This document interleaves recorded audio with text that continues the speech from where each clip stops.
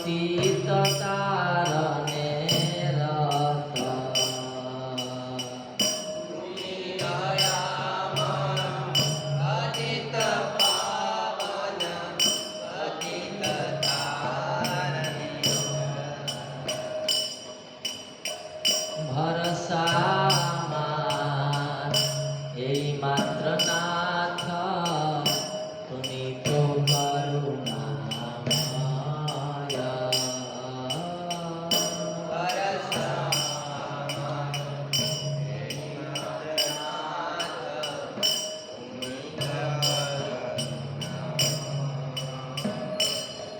তব দয়া পাত্র নাহি মোর সম অবশ্য বুঝিবে ভয়।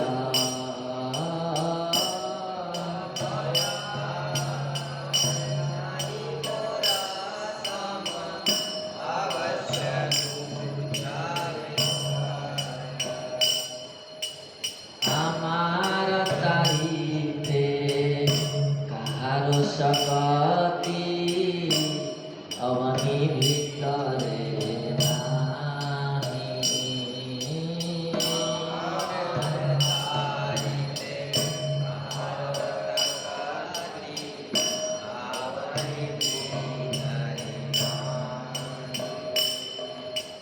দয়াল ঠাকুর ঘোষণা তোমার অধম পামরে ত্রাহি।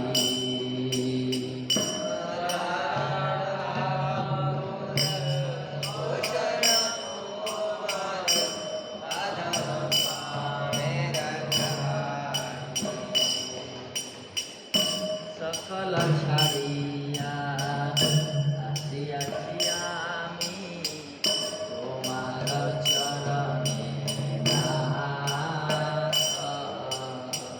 সকল ছাড়িয়া আসিয়াছি আমি তোমার চরণে নাথ।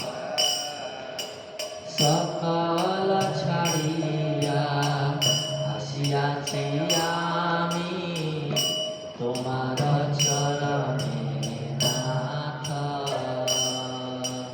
সকল ছাড়িয়া আসিয়াছি আমি তোমার চরণে নাথ। আমি নিত্য দাস তুমি পালয়িতা তুমি গোপ্তা জগন্নাথ। আমি নিত্য দাস তুমি পালয়িতা তুমি গোপ্তা জগন্নাথ। আমি নিত্য দাস তুমি পালয়িতা তুমি গোপ্তা জগন্নাথ।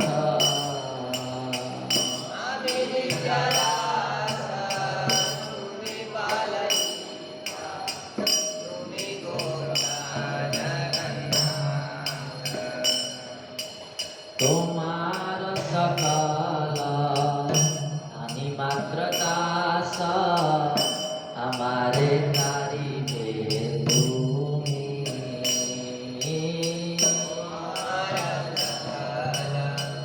আমি মাত্র দাস আমার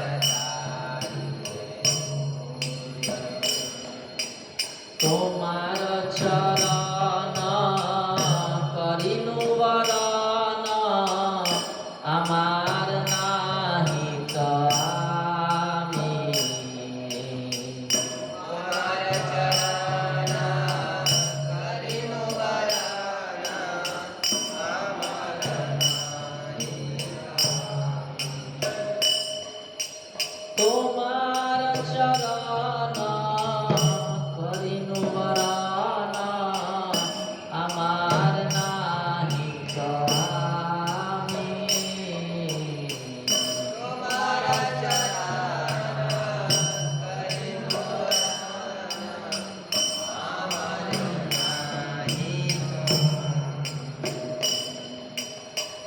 ভকতি বিনোদ কান্দিয়া শরণ রয়েছে তোমার পায়।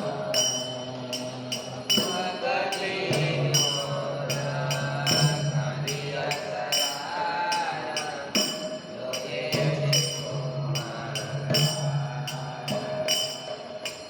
ভকতি বিনোদ কান্দিয়া শরণ রয়েছে তোমার পায়। ভগতি বিনোদ কান্দিয়া শরণ রয়েছে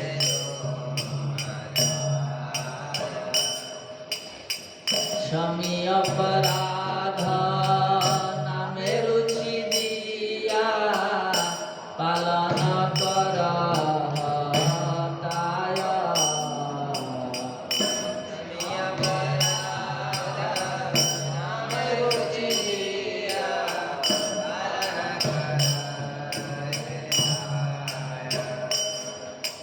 স্বামী অপরাধ নামে রুচি দিয়া পালন কর তায়।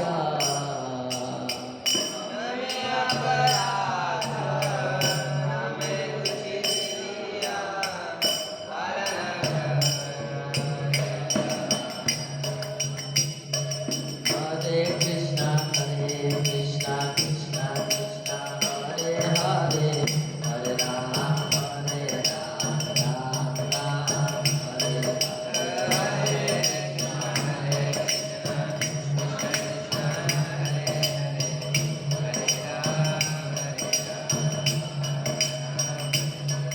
হরে কৃষ্ণ কৃষ্ণ কৃষ্ণ হরে হরে হরে রাম রাম রাম হরে হরে।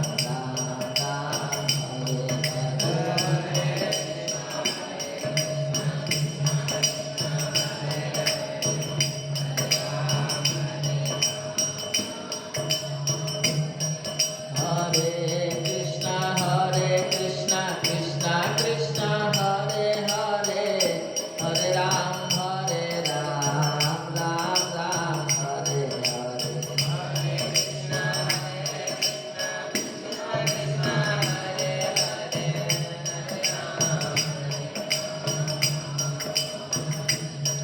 হরে কৃষ্ণ কৃষ্ণ কৃষ্ণ কৃষ্ণ হরে হরে হরে রাম রাম রাম হরে হরে।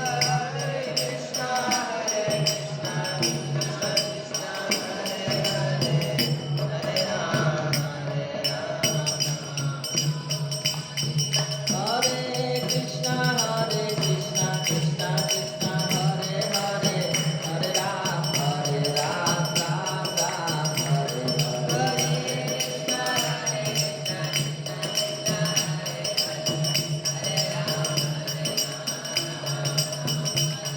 হরে কৃষ্ণ কৃষ্ণ কৃষ্ণ হরে হরে হরে রাম রাম রাম হরে হরে।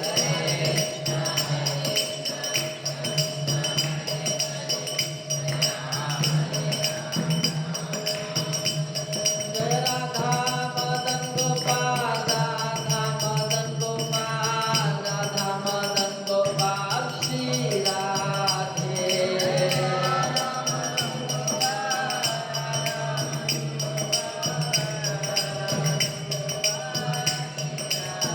जय गौरानिताय गौरानिताय गौरानिताय जय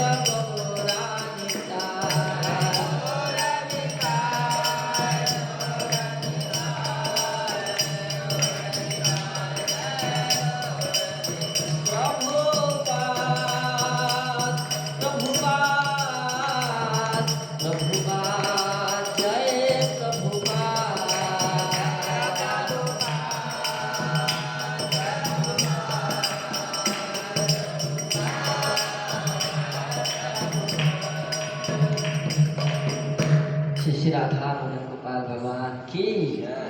गौर निताय भगवान की, जगत गुरु श्रील प्रभुपाद की, ग्रंथराज श्रीमद् भागवतम की, उपस्थित भक्त वृंद की, निताय गौर प्रेमानंद की।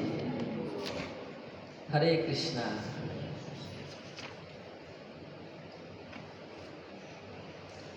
ओम नमो भगवते वासुदेवाय। ओम नमो भगवते वासुदेवाय। ओम नमो भगवते वासुदेवाय। नारायणं नमस्कृत्य नरं चैव नरोत्तमं देवीं सरस्वतीं व्यासं ततो जयमुदीरये। नष्टप्रायेषु भद्रेषु नित्यं भागवत सेवया भगवतीरुत्तमश्लोके भक्तिर्भवति नैष्ठिकी। कृष्णाय वासुदेवाय देवकी नन्दनाय च नन्दगोपकुमाराय गोविन्दाय नमो नमः। नमः पंकजनाभाय नमः पंकजमालिने नमः पंकजनेत्राय नमस्ते पंकजांग्रये। ग्रंथराज श्रीमद् भागवतम स्कंद 10 अध्याय 16। अध्याय का नाम है कालिया, कृष्ण द्वारा कालिया नाग को प्रताड़ना। और श्लोक संख्या 36 से लेकर के 38 तक। तो 38वें श्लोक को हम सब लोग मिलकर के दोहराएंगे। 38वां श्लोक बोर्ड पे है, तो सब लोग मेरे पीछे पीछे गाइएगा। बहुत सुंदर स्तुति भगवान के लिए कर रही हैं कालिया की पत्नियां। नाग पत्नियों के द्वारा बहुत विशेष स्तुति है। भगवान के चरण कमलों की महिमा इन श्लोकों में प्रकट हो रहा है।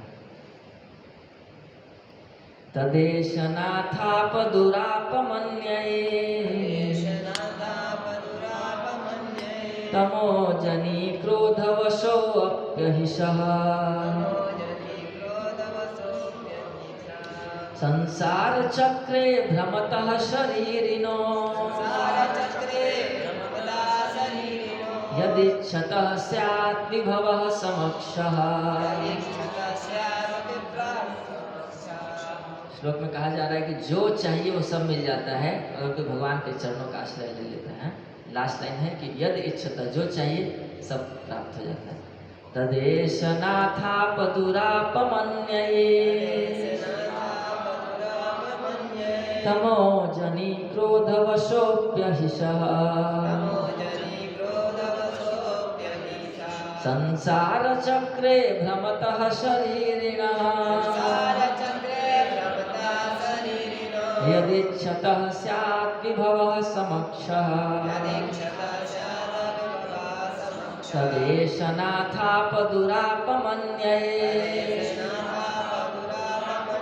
तमोजनी क्रोधवशोऽप्यहिषः संसार चक्रे भ्रमतः शरीरिणः यदिच्छतः स्यात् विभवः समक्षः।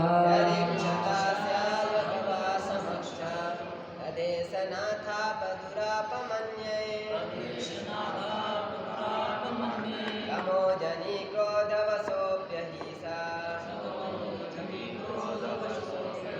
संसार चक्रे भ्रमता शरीरिणो यदिच्छता स्यात् विभवा समक्षा।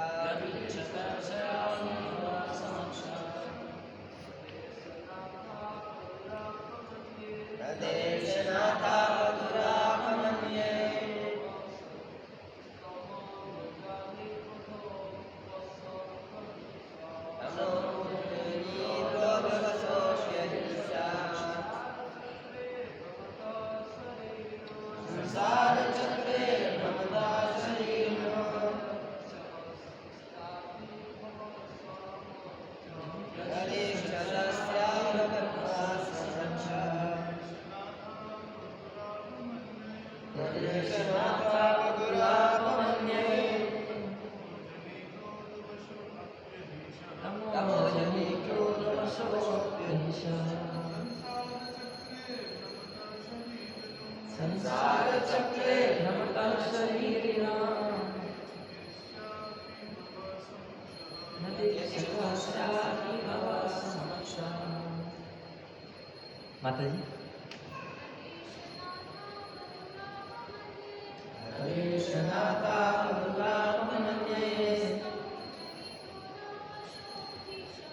तमो जनि क्रोधवशोऽप्यहिंसः संसारचक्रे भ्रमता शरीरिणो यदि क्षतस्यापि भव समक्षम् तदेशनाथातुरापमन्ये तमो जनि क्रोधवशोऽप्यहिंसः संसारचक्रे भ्रमता शरीरिणो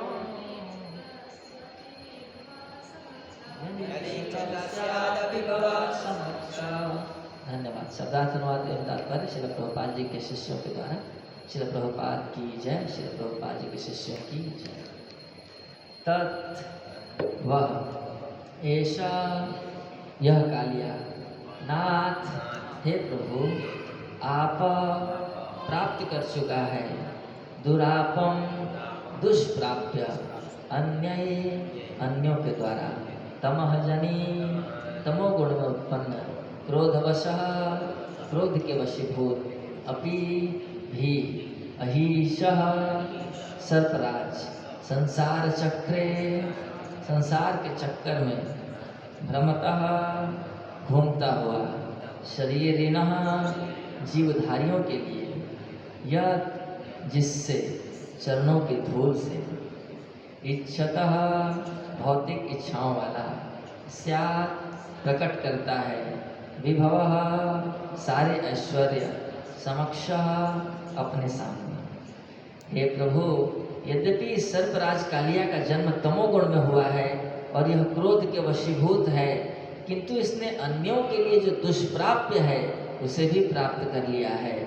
इच्छाओं से पूर्ण होकर जन्म मृत्यु के चक्कर में भ्रमण करने वाले देहधारी जीव आपके चरण कमलों की धूल प्राप्त करने मात्र से ही अपने समक्ष सारे आशीर्वादों को प्रकट होते देख सकते हैं।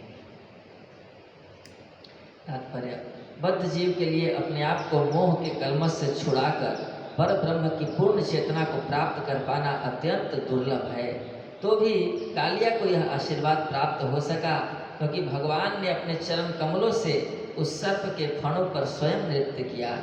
भले ही हम बद्ध जीवों को अपने सिर पर भगवान के नृत्य होने की कृपा प्राप्त न हो सके, किंतु भगवान के प्रतिनिधि प्रामाणिक गुरु के माध्यम से उनके चरण कमलों की धूल तो प्राप्त हो ही सकती है।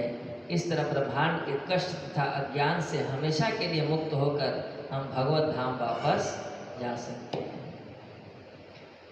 ओम अज्ञानतिमिरान्धस्य ज्ञानाञ्जनशलाकया चक्षुरुन्मीलितं येन तस्मै श्रीगुरवे नमः। श्रीचैतन्यमनोभीष्टं स्थापितं येन भूतले स्वयं रूपः कदा मह्यं ददाति स्वपदान्तिकम्। वन्देऽहं श्रीगुरो श्रीयुतपदकमलं श्रीगुरुन् वैष्णवांश्च श्रीरूपं साग्रजातं सहगण रघुनाथान्वितं तं सजीवं साद्वैतं सावधूतं परिजनसहितं कृष्णचैतन्यदेवं श्रीराधा कृष्णपादान् सहगण ललिता श्रीविशाखान्वितांश्च। हे कृष्ण करुणा सिंधो दीनबंधो जगत्पते गोपेश गोपिका कांत राधा कांत नमस्तुते।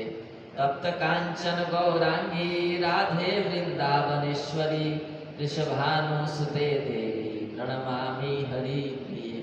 वाञ्छाकल्पतरुभ्यश्च कृपा सिन्धुभ्य एव च पतितानां पावनेभ्यो वैष्णवेभ्यो नमो नमः।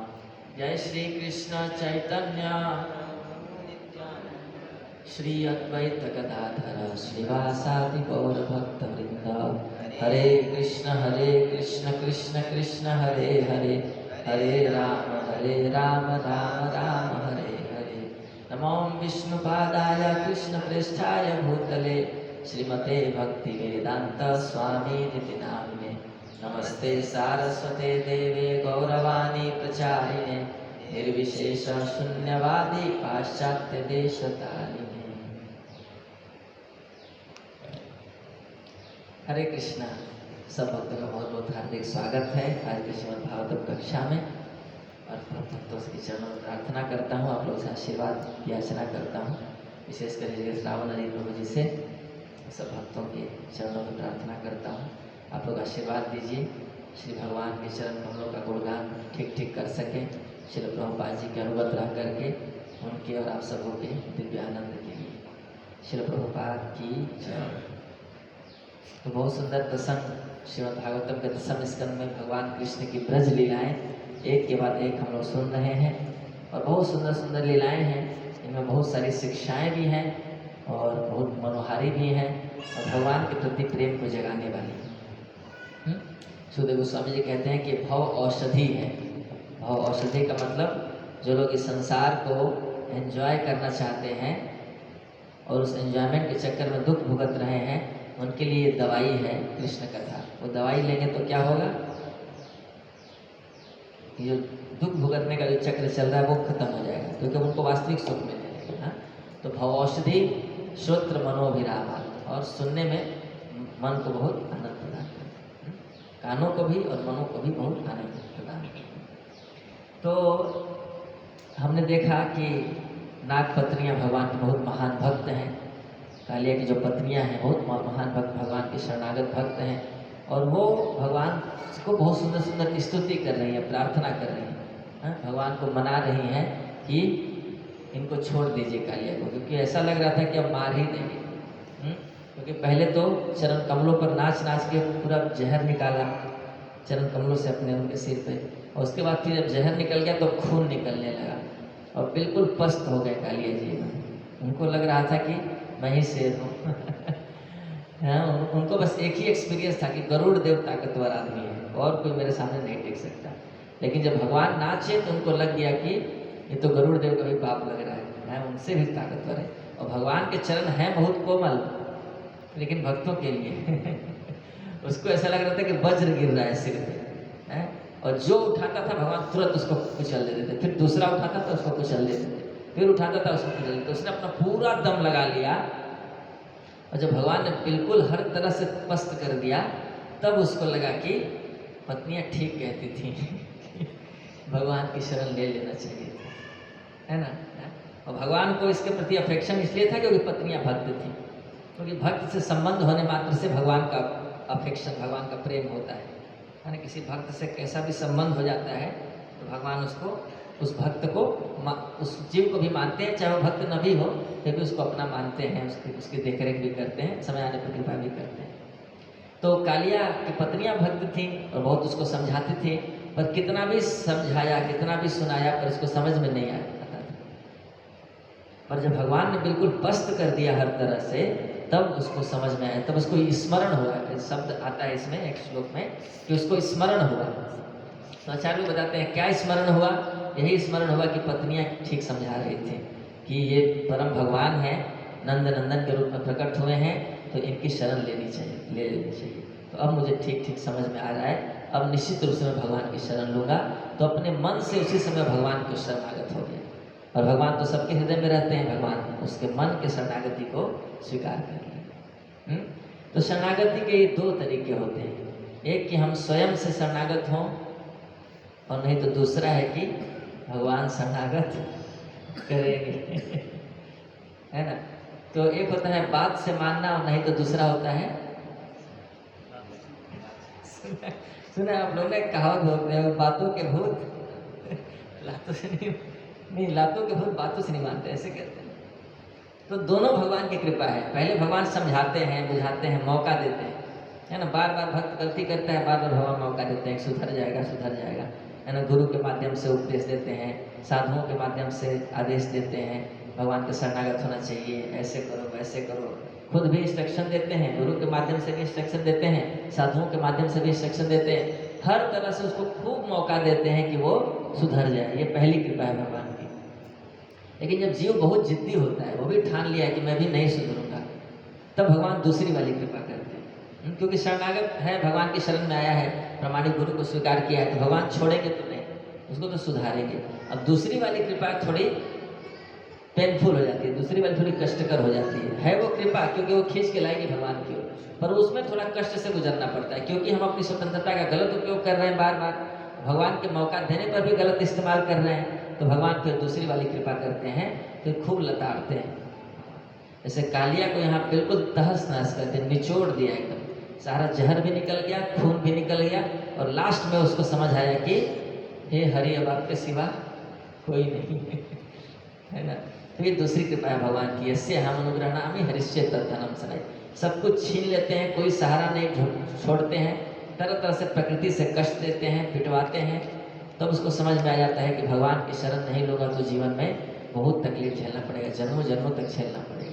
हाँ, और इसमें कभी कभी वो भक्ति से दूर भी ले आते हैं भगवान, वो भी उनकी कृपा होती है, कभी कभी दूर ले आकर के दूर पीटते हैं उसको, और फिर वापस लेके आते हैं, इस जन्म में नहीं तो अगले जन्म में लेके तो उसको आएंगे, क्योंकि भक्ति किया है तो भक्ति तो वापस उसकी रिज्यूम होगी।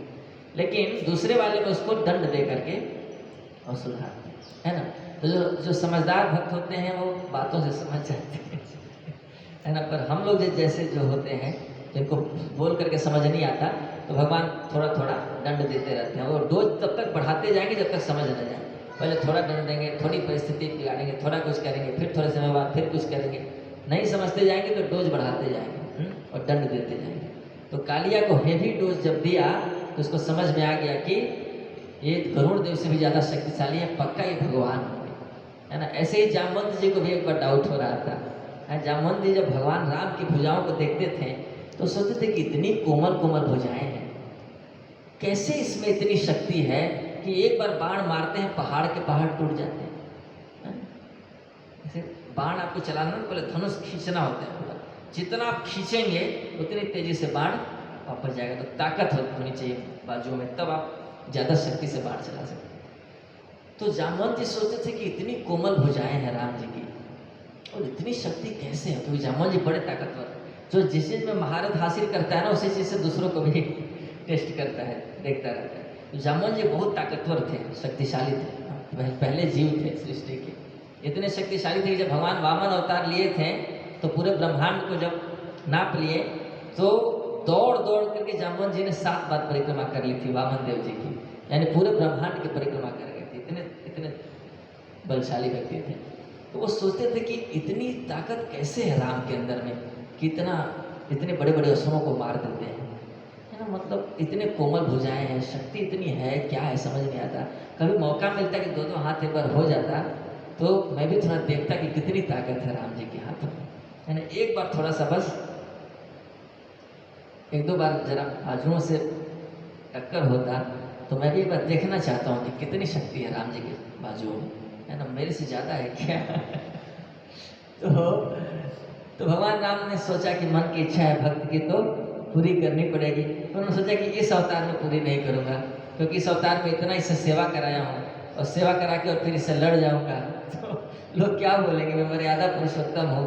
लोग बोलेंगे देखो काम करा लिया अपना, तो जब पत्नी आ गई वापस तो अब उसी से लड़ रहा है जो मदद किया था। श्री श्री राधा मदन गोपाल भगवान की जय, श्री श्री गौर निताय भगवान की जय, जगत गुरु श्री प्रभुपाद जी की जय। तो फिर भगवान राम ने सोचा कि अगली बार मौका दूंगा इसको। तो जब भगवान कृष्ण के रूप में आए तो वही जामवंत जी समंतक मणि उनके पास पहुंच गई थी, और भगवान कृष्ण खोजते खोजते जा रहे थे कि समंतक मणि किसके पास है। शेर को मार करके जामवंत जी ने वो मणि ले ली थी, है ना। शेर को ऐसे ही मारा, मर गया, उसे मणि ले ली, और मणि लेके अपने बच्चे को दे दिया था कि लोग खेलो इसके साथ। तो जब आए भगवान कृष्ण खोजते खोजते गुफा में घुस गए, जामवंत जी के गुफा में देखे कि अरे समंतक मणि इसके साथ बच्चा खेल रहा है, पूरे द्वारका में बवाल मचा हुआ है कि मणि कहाँ है, मणि कहाँ है, और यहाँ एक बच्चे को खेल रहा है। और उसको देखते ही जैसे ही जामवंत की पत्नी जिनने देखा तो उन्होंने देखा कि अरे ये कौन आ गया, बच्चे को मेरे कुछ कर न दे, तो जोर जोर से वो चिल्लाने लगी। तो जामवंत को बड़ा गुस्सा आया कि कौन मेरे गुफा में ऐसे घुस गया बिना पूछे जाचे, ऐसे आकर के और डरा रहा है हमारी पत्नी बच्चों को। तो जामवंत जी गए और सीधा लड़ना शुरू कर दिया, है ना। तो लड़ते रहे। जामवंत जी को एक्सपीरियंस था कि जिसको लगाया वो मर गया, है ना। ये एक्सपीरियंस नहीं था कि किसी से लड़ना पड़ रहा है, और वो लड़ रहे हैं, कृष्ण से कुछ हो ही नहीं रहा। तो बड़ा आश्चर्य हुआ, 1 दिन बीता, 2 दिन बीता, 3 दिन बीता, जामवंत जी पूरा दम लगाए जा रहे हैं, कुछ हो नहीं रहा। दिन भर लड़ते थे, शाम में विश्राम करते थे, फिर अगले दिन भर लड़ते थे, फिर शाम में विश्राम करते थे। तो जामवंत जी सोच रहे हैं कि कैसे इतनी शक्ति है इसके अंदर की, परास्त नहीं हो रहा, मेरे से परास्त नहीं हो रहा। तो लड़ते लड़ते लड़ते 28 दिन तक लड़े जामवंत जी। उसके बाद वो बिल्कुल पस्त हो गए, उनकी सारी शक्ति छीन हो गई। फिर उन्होंने कहा कि हो ना हो, ये कोई साधारण आदमी ही नहीं लगता है, पक्का ही परम भगवान हो गए, तभी इतनी शक्ति है इनके अंदर। तो उनको फिर स्मरण हुआ कि मेरी इच्छा थी कि भगवान के बाजुओं को आजमाओ, तो भगवान ने इच्छा पूरी कर दी। तो अब समझ आया कि भगवान है। फिर भगवान ने फिर उनके साथ बहुत सुंदर प्रेम का आदान प्रदान किया। और जामवंत जी चूंकि भगवान से लड़ने की इच्छा किए थे, तो उसके बदले में फिर उसको कंपेंसेट करने के लिए अपनी बेटी दान किए, कन्या दान किए। तो जामवती जी भगवान की पत्नी बनी। तो उसी प्रकार से कालिया भी पहले तो अपना पूरा दम लगाया, उसके बाद जब देखा कि हर तरह से हार गया, तब उसने शरणागति ली। और शरणागति ली तो भगवान ने उसको फिर छोड़ दिया। अगर शरणागत नहीं हुआ तो भगवान मार भी सकते थे। जैसे रावण को भी मंदोदरी जी ने बहुत समझाया था कि भगवान है, शरणागत हो जाओ, लेकिन रावण नहीं सुना, तो फिर उसको मारना पड़ा। पर कालिया को समहाउ भगवान की कृपा से समझ आ गया कि शरणागत हो गया, और भगवान ने इसको फिर छोड़ दिया। और कालिया कोई सामान्य व्यक्ति तो था नहीं, था बहुत शक्तिशाली व्यक्ति, और अनंत शेष जी का सगा भाई था। अनंत शेष जी का सगा भाई है, और गरुड़ देव जी का सौतेला भाई है। तो इसका इंट्रोडक्शन भी कोई छोटा मोटा नहीं है, बड़े घराने से था। और इसलिए बलराम जी को लेके नहीं गए भगवान की, कहीं अनंत शेष जी हैं, इनको कहीं भाई पे दया आ गई तो बहुत कुछ बीच बचाव करा देंगे। क्योंकि बलराम जी शांति प्रिय व्यक्ति थे, युद्ध नहीं होने देते थे जल्दी। बलराम जी चाहते थे कि जहाँ भी युद्ध हो रहा है वहाँ पर बीच में जाओ, मेल जोल करा दो, शांति हो जाए, है ना। ऐसे दुर्योधन के केस में भी कराया था। दुर्योधन की पोती थी या बेटी थी, उसको लेकर के भाग गए थे भगवान के पोते, अनिरुद्ध ही लेकर के भागे थे उनकी पोती को, दुर्योधन की पोती को। तो पूरा एकदम कौरव लोग एकदम आग बबूला हो गए थे और गाली देने लगे यादवों को। तो भगवान कृष्ण और सबको गुस्सा आया, बोले चलो युद्ध कर ही लेते हैं। तो बलराम जी ने कहा नहीं नहीं नहीं, युद्ध करने की आवश्यकता नहीं है, दुर्योधन मेरा चेला है, मैं जा रहा हूँ, समझाऊंगा उसको, समझ जाएगा, उसमें क्या, कोई बड़ी चीज़ थोड़ी ना है। फिर बलराम जी गए समझाने के लिए, समझाने गए तो पहले तो लोग बड़ा स्वागत सत्कार किए, लेकिन जब बलराम जी ये बात बोलने लगे कि वापस करो मेरे पोते को और बहू को, वापस करो, लेके जाऊंगा मैं, तब दुर्योधन को बड़ा गुस्सा आया। तो उसने कहा कि बताओ, हम लोग एक छत्र सम्राट हैं और हमारे अंडर में लोग राजा हैं और हमें आदेश दे रहे हैं, पैर की ज्योति सिर पे चढ़ गई है।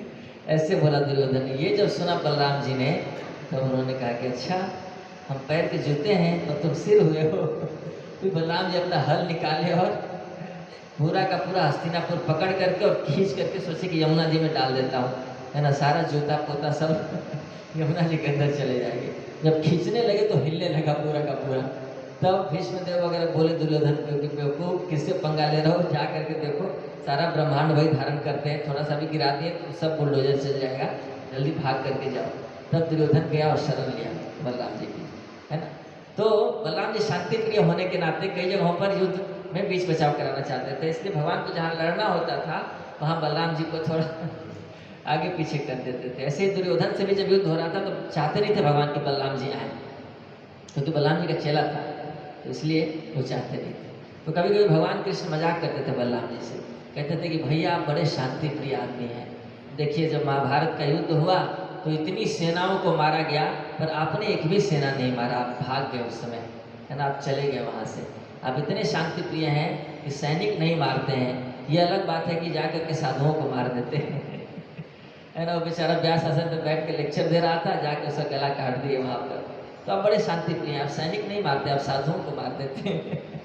तो ऐसे कभी कभी मजाक करते थे भगवान कृष्ण। तो उस दिन बलराम जी को नहीं लेकर के गए और भगवान के जब कालिया शरणागत हुआ तो फिर भगवान ने उसको वहाँ पर छोड़ दिया और कालिया की पत्नियाँ आई। कालिया की पत्नियाँ आ करके और बहुत सुंदर सुंदर स्तुति करना शुरू की।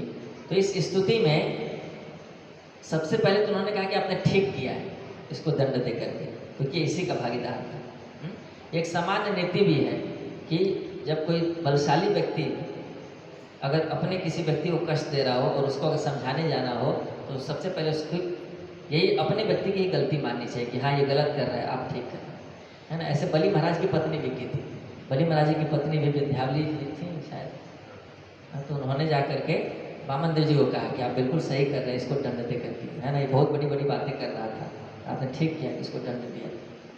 तो नागपत्नियाँ कह रही हैं कि आपने ठीक किया, इसको दंड दे करके।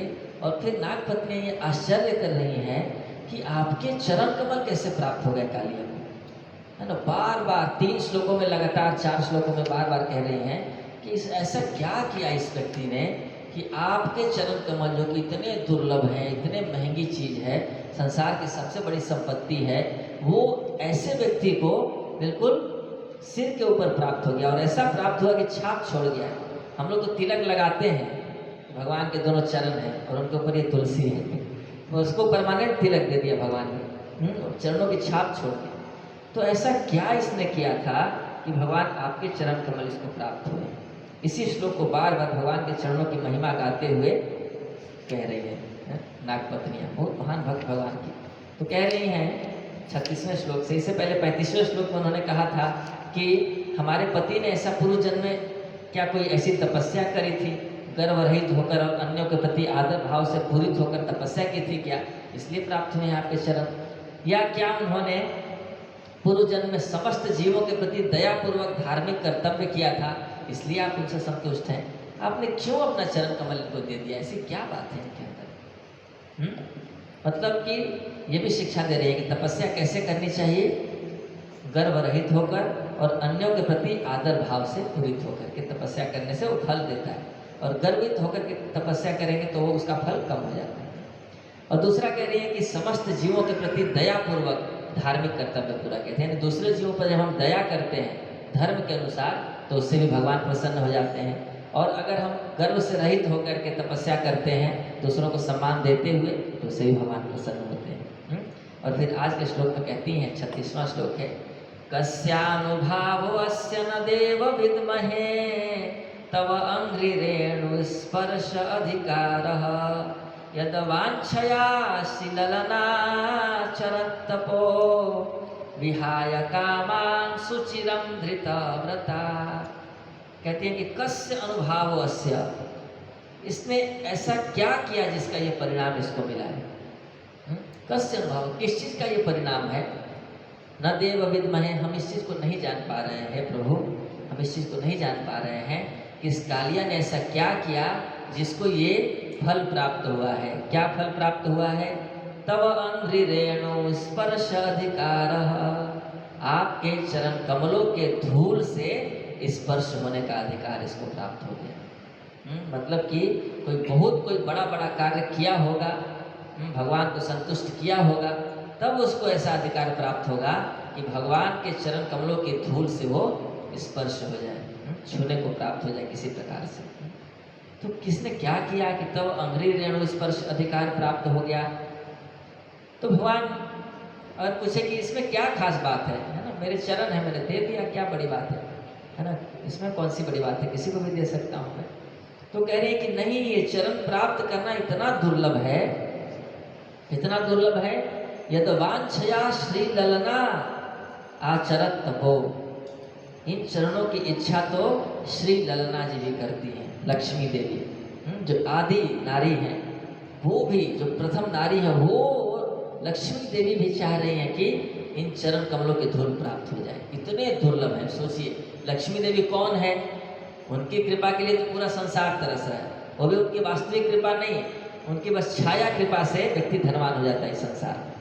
उसके लिए पूरी दुनिया में लोग पागल हैं, स्वयं लक्ष्मी देवी की कृपा के लिए। और वो लक्ष्मी देवी तरस रही है किसके लिए, आपके चरण कमलों के धूल के स्पर्श के अधिकार प्राप्ति के लिए। और ऐसा नहीं कि केवल इच्छा कर रही है, उसके बदले उन्होंने क्या किया, आचरत तपो, तपस्या किया। और कैसी तपस्या की, 3 योग्यता बता रही उस तपस्या में, विहाय कामान सुचिरम धृतव्रता, सारे अन्य इच्छाओं को छोड़ दिया कि अब मुझे केवल भगवान के चरण प्राप्त करने हैं, सारी अन्य इच्छाओं को त्याग दिया। और सुचिरम, बहुत लंबे काल तक तपस्या की, ऐसा नहीं कि थोड़ी देर किया फिर नहीं मिला तो छोड़ दिया। अगर किसी चीज़ को पाने की इच्छा कमज़ोर है तो उसके लिए थोड़े समय तक व्यक्ति प्रयास करता है, फिर नहीं मिलता तो छोड़ देता है। पर अगर किसी चीज़ को पाने की बहुत गहरी लालसा है तो व्यक्ति लगा रहता है। जैसे कई लोग यूपीएससी की तैयारी करते हैं, लगे रहते हैं, बूढ़े हो जाते हैं पर छोड़ते नहीं, है ना, डिटर्मिनेशन होता है। और किसी को थोड़ा बहुत करते हैं लोग, उसके बाद फिर धीरे धीरे नीचे आने लगते हैं, कोई भी फॉर्म भर के कोई भी जॉब ले रहे हैं। तो लक्ष्मी देवी को इतनी गहरी लालसा है आपके चरणों की कि सुचिरम, लंबे समय तक तपस्या किया, अन्य सारी इच्छाओं को त्याग करके तपस्या किया, और धीरता व्रता, बिल्कुल व्रत लेकर के, प्रतिज्ञा लेकर के तपस्या की, है ना। इन तपस्या में ये चीज़ें होनी चाहिए कि लंबे समय तक करें, अन्य इच्छाओं को छोड़ करके करें, और व्रत लेकर के बिल्कुल करें, संकल्प करके व्रत करें। तो आपके चरण इतने दुर्लभ हैं कि लक्ष्मी देवी स्वयं उनके लिए इस तरह से ललायित हैं। फिर कहते हैं न नाकपृष्ठं न च सार्वभौमं न पारमेष्ठं न रसाधिपत्यं न योग सिद्धि य पुनर्भवं वा वाञ्छन्ति यत्पादरजः प्रपन्ना। ऐसी प्रार्थना वित्रासुर जी भी की है ना। न नाकपृष्ठं न च पारमेष्ठं न रसाधिपत्यम, ऐसे करके प्रार्थना है। उसमें वो कहते हैं कि भगवान आपसे विरह होकर के मुझे ये सब चीज़ें मिल रही हैं, तो मुझे नहीं चाहिए, मुझे आपका संग चाहिए, मुझे बाकी धरती से लेकर के और ब्रह्मा जी के लोक तक और कुछ नहीं चाहिए। तो ऐसी प्रार्थना यहाँ पे कर रही है कालिया की पत्नियाँ। क्या कह रही हैं कि आपके चरण कमलों की क्या महिमा है। यत पाद रजः प्रपन्ना, जो आपके चरण कमलों के धूल के शरणागत हो जाते हैं जो जीव, उनके अंदर क्या खूबी आ जाती है। न वांछन्ति, वो नहीं चाहते हैं। क्या नहीं चाहते हैं। न नाकपृष्ठम, स्वर्गलोक नहीं चाहते। आपके चरण कमलों की धूल पे शरणागत हो गए तो उनको इतना आनंद प्राप्त हो जाता है, जैसे भगवान नित्यानंद प्रभु ने कहा था रघुनाथ दास गोस्वामी के विषय में, कृष्ण पाद पद्म गंध जेई जना पाए, ब्रह्मलोक आदि सुख तार नहीं भाई। जो व्यक्ति कृष्ण के पाद पद्म गंध को प्राप्त कर लेता है, उसको ब्रह्मा जी के लोक तक का भी सुख अच्छा नहीं लगता है। तो ऐसे ही कालिया की पत्नियां कह रही हैं कि न नाकपृष्ठम, उसको स्वर्ग नहीं चाहिए, न सार्वभौमम, सर्वोपरि सत्ता नहीं चाहिए, न पारमेष्ठ्यम, परमेष्ठी यानी ब्रह्मा जी का पद भी उसको नहीं चाहिए, न रसाधिपत्यम, पूरे धरती का सम्राट बना दो उसको, वो भी नहीं चाहिए, न योग सिद्धि, और बड़ी बड़ी योग सिद्धियां भी उसको नहीं चाहिए, न अपुनर्भवम वा, उसको मुक्ति भी नहीं चाहिए कि दोबारा इस संसार में न आना पड़े, वो भी नहीं चाहिए। वो इसके लिए भी वो तैयार है कि संसार में आए, कोई दिक्कत नहीं है। वाञ्छन्ति यत् पादरजः प्रपन्ना, जो आपके चरण कमलों में शरणागत हो जाते हैं वो ये सारी चीज़ें नहीं चाहते हैं। जैसे भक्ति विनोद ठाकुर जी कहते हैं कि नाही मांगी देह सुख विद्या धन जन, नाही मांगी स्वर्ग और मोक्ष नाही मांगी, ना करी प्रार्थना कोनो विभूति र लागी। फिर क्या चाहिए। निज कर्म गुण दोषे जे जे जन्म पाई, जन्मे जन्मे जेनो तव नाम गुण गाई। कहते हैं कि मुझे प्रभु जैसा जन्म देना हो अपने गुण कर्मों के अनुसार वैसा जन्म दे दीजिएगा, लेकिन बस इतनी कृपा करिएगा कि आपका नाम गुण गाता रहूं। बस यही सबसे बड़ी सिद्धि है संसार में, सबसे बड़ा फल यही है। आपकी सेवा में लगा रहूं, आपकी भक्ति करता रहूं, इसके अलावा आपको बाकी चीज़ें जो लगे वो कर दीजिएगा, कोई दिक्कत नहीं। और फिर आज जो 38वां श्लोक है जिसमें तात्पर्य भी है, तो इसमें फिर कह रही हैं कि तद एष नाथ आप, हे मेरे नाथ, हे हमारे स्वामी, हे हमारे भर्ता, इसने वो प्राप्त कर लिया। क्या प्राप्त कर लिया। दुरापम अन्यई, अन्यों के द्वारा जो प्राप्त करना बहुत कठिन है, अन्य लोग उसको नहीं प्राप्त कर सकते हैं, उसको इसने बड़े आसानी से प्राप्त कर लिया। और आपके चरणों को प्राप्त करने के लिए थोड़ी बहुत कुछ योग्यता भी होनी चाहिए। इसके अंदर तो केवल अयोग्यताएं हैं। क्या अयोग्यता है। तमोजनी, तमोगुण में पैदा हुआ है, तमोगुण में रहने वाला है। कम से कम सतोगुणी होता तो कुछ उम्मीद की जाती है कि कुछ भजन पूजन करेगा, कुछ तपस्या करेगा, कुछ आपके चरण प्राप्त करेगा। ये एक नंबर का तमोगुणी जीव है। और क्रोध अवश्यो अपनी अहिंसा, सर्पों का राजा है, हमेशा क्रोध ही रहता है। क्रोध अच्छा नहीं माना जाता भक्ति के लिए। तो काम क्रोध लोभ इन तीनों को भगवान ने बताया है नरक का द्वार। लेकिन ये क्रोध के वश में रहने वाला, तमोगुण में रहने वाला हर तरह से डिस्क्वालीफाइड है। लेकिन इसने प्राप्त कर लिया किन चरणों को, जिन चरणों को प्राप्त करने मात्र से संसार चक्रे भ्रमता शरीरिना यद इच्छता स्यात् विभव समक्ष, इस संसार चक्र में घूमने वाले जीवों को अगर किसी तरह से आपके चरण कमलों का आश्रय प्राप्त हो जाए तो वो जो चाहेंगे तुरंत उनको मिल जाएगा। यद इच्छता, जो चाहेंगे, विभव समक्ष, वो सारा ऐश्वर्य तुरंत समक्ष हो जाएगा, सामने आ जाएगा। तो आपके चरण कमलों की इतनी महिमा है कि इनके शरणागत जीवों को तो वो जो चाहेंगे सब आशीर्वाद तुरंत मिल जाता है, तुरंत। लेकिन उन चरण कमलों को ये कालिया प्राप्त कर लिया, कैसे प्राप्त कर लिया? हाँ? तो हमने ऐसा सुना है कि ऐसा कहते हैं भक्त लोग कि चूंकि ब्रज धाम की शरण लिया था और यमुना मैया की शरण लिया था, तो इसलिए भगवान ने अपने चरण कमल उनको दिया। हालांकि इन विषयों पर बहुत लॉजिक लगाना कठिन हो जाता है, पर जैसा हमने सुना है तो ये कारण बताते हैं कि यमुना मैया की शरण लिया था, कालिया ब्रज धाम में रहता था, तो भगवान ने उसको ऊपर कृपा कर दी। तो इस प्रकार से भगवान के चरण कमलों की महिमा बहुत सारे श्लोकों में गाई गई।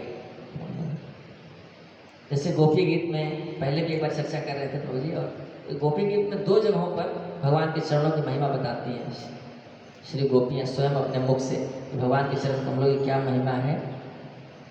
तो 2 श्लोक उन्होंने कहा है। एक तो 7वां श्लोक है गोपी गीत के अंदर में, उसमें कहती हैं प्रणत देहिनां पाप कर्षणम तृणचरानुगम श्रीनिकेतनम फनिफनार्पितं ते पदाम्बुजं कृणुकुचेषु नः कृन्दिहृक्षयम्। तो कहते हैं कि प्रणत देहिनां पाप कर्षण, जो जीव इन चरणों के प्रणत हो जाते हैं, शरणागत हो जाते हैं, जो इन चरणों को प्रणाम कर लेते हैं, उनके सारे पापों को कर्षणम खींच लेते हैं, सारे पापों को समाप्त कर देने वाले हैं आपके चरण। दूसरी खूबी क्या है? तृण चरानुगम, तृण चरने वाले गायों के पीछे पीछे चलते हैं आपके चरण, है ना। गाय आगे आगे जाती हैं, भगवान के चरण पीछे पीछे चलते हैं। फिर कहते हैं श्री निकेतनम, लक्ष्मी देवी के निवास स्थान है। आपके चरणों में हमेशा लक्ष्मी देवी जी वास करती हैं, यानी जो चरण में रहेगा उस पर लक्ष्मी देवी की स्वाभाविक कृपा होगी। फिर कहती हैं फड़ी फड़ार्पितम, जो फड़ी था, कौन था फड़ी? कालिया। उस फनी के फन पर अर्पित हुए हैं आपके चरण। हाँ, उसके फन के ऊपर में आपने अपने चरण अर्पित कर दिए। ते पदाम्बुजम। और फिर 13वें श्लोक में कहती हैं प्रणत कामदम, जो प्रणत है इन चरणों के, उनके सारी इच्छाओं को पूरी करने वाले हैं भगवान आपके चरण। प्रणत कामदम क्या हो गया?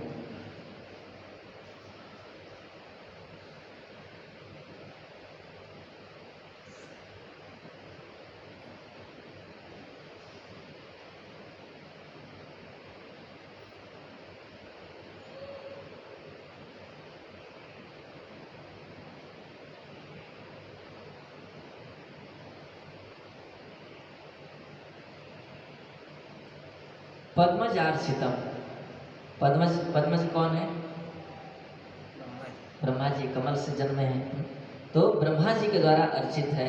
और धरणी मंडनम, इस धरती के श्रृंगार है, धरती की शोभा है।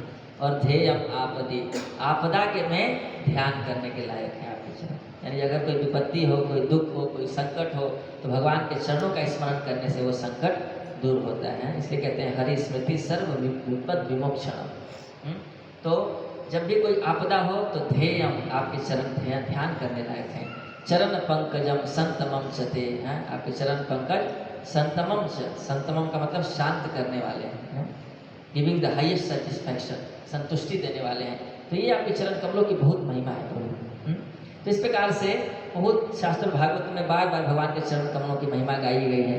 ऐसे ही एक श्लोक आता है जिसमें भगवान के चरणों की महिमा गाते हुए, ये नवयुगेंद्र संवाद में 11वें स्कंद में आता है, ध्येयं सदा परिभवघ्नम् अभीष्टदोहं तीर्थस्पदं शिव विरिञ्चिनुतं शरण्यं भृत्यार्तिहं प्रणतपाल भवाब्धिपोतं वंदे महापुरुष ते चरणारविंदम। हे भगवान, हे महापुरुष भगवान, आपके चरणों में मैं वंदना करता हूँ। कैसे चरण है ये? ध्येयम सदा, हमेशा ध्यान करने लायक है। हमेशा अगर इन चरणों का कोई ध्यान करे तो उसका सारा सब कुछ प्राप्त हो जाएगा। और परिभवघ्नम, जो परिभव है, परिभव मतलब हार को समाप्त करने वाले, यानी जिताने वाले। हाँ, इस भौतिक जगत में जो बार बार जीव को अपमानित होना पड़ता है, हारना पड़ता है, बार बार ह्यूमिलिएट होना पड़ता है, उसको, उस ह्यूमिलिएशन को नष्ट करने वाले हैं आपके चरण कमल। तो विश्वनाथ चौधरी ठाकुर जी कहते हैं कि इस संसार में 2 जगहों पर व्यक्ति हारता है, एक अपने परिवार से और एक अपने इंद्रियों से, है ना। तो परिवार के सामने उसको बहुत ह्यूमिलिएट होना पड़ता है, हारना पड़ता है, और अपनी इंद्रियां भी उसको बार बार सताती हैं और हराती हैं। तो जो कोई भगवान के चरण कमलों की शरण लेता है तो इन दोनों हारों से विजय प्राप्त होगी। इन दोनों के सामने वो उसको नतमस्तक नहीं होना पड़ता है।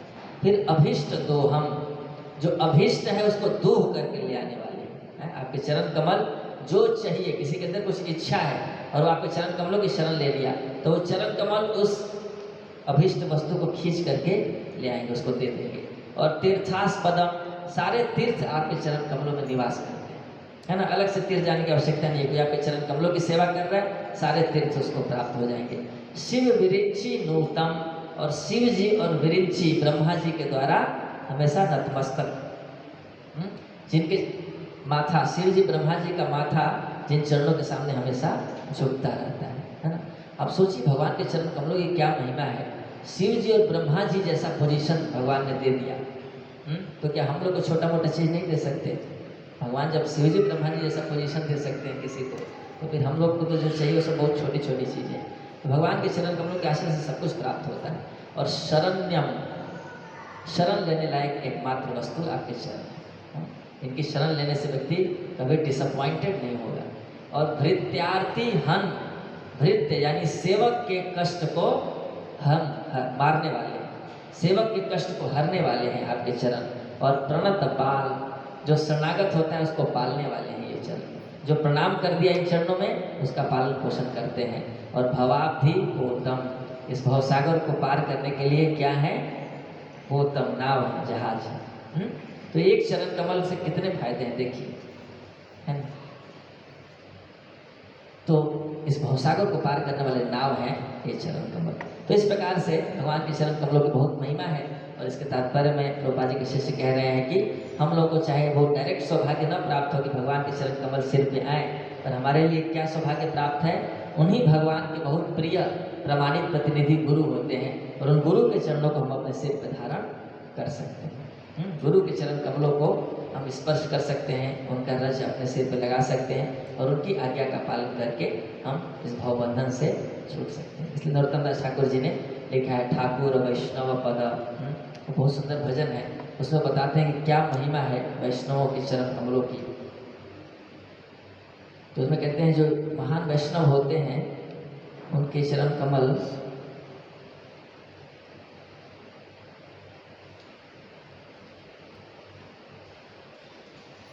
उसमें कहते हैं आश्रय लैया भजे तारे कृष्ण नहीं त्यजे।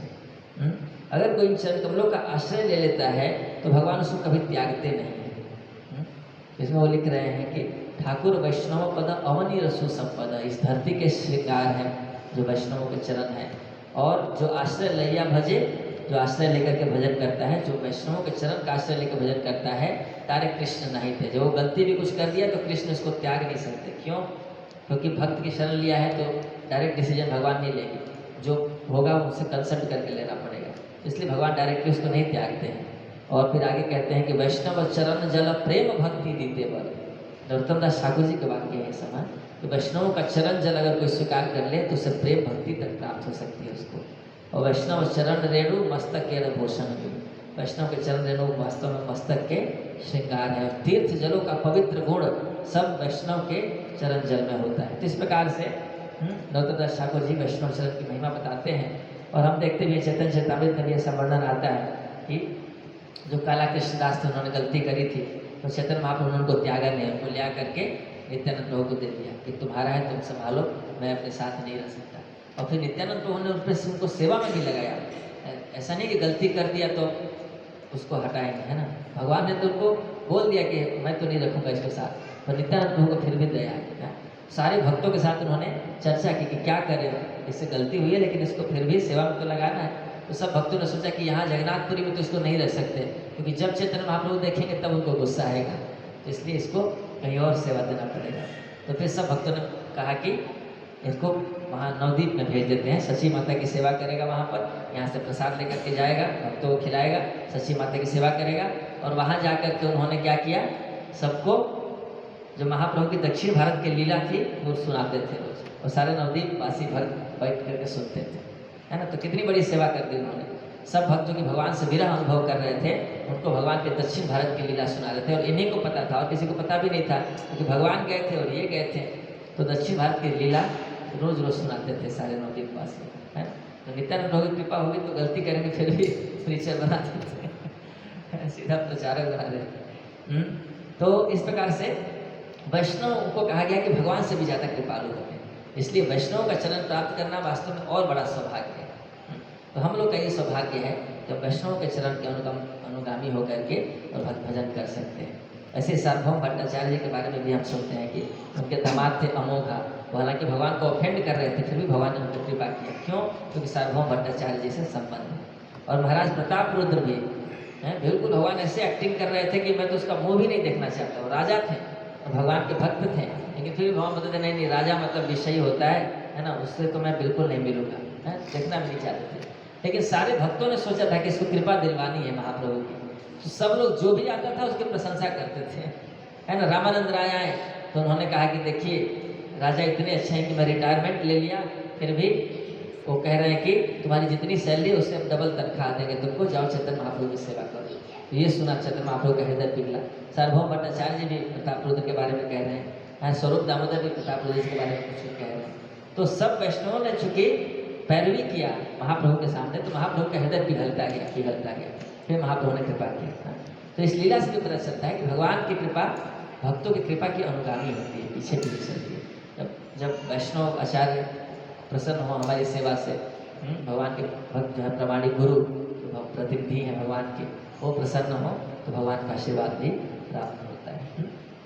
तो इसलिए हमें प्रयास करना है कि वैष्णव से हमारा संबंध हो, भगवान के महान भक्तों से हमारा संबंध हो, वो प्रसन्न हो हमसे, तो इससे धीरे धीरे भगवान के चरण कमल भी हमें प्राप्त हो। ठीक है। श्री राधा मदन गोपाल भगवान की जय, श्री गौर निताय जी की जय, श्री कालिया दमन लीला की जय, नाग पत्नियों की जय, जगत गुरु शिल प्रभुपाद की जय, निताय गौर प्रेमानंदे हरि हरि। बहुत बहुत धन्यवाद आप भक्तों ने इतने प्रेम से श्रवण किया। हरे कृष्ण।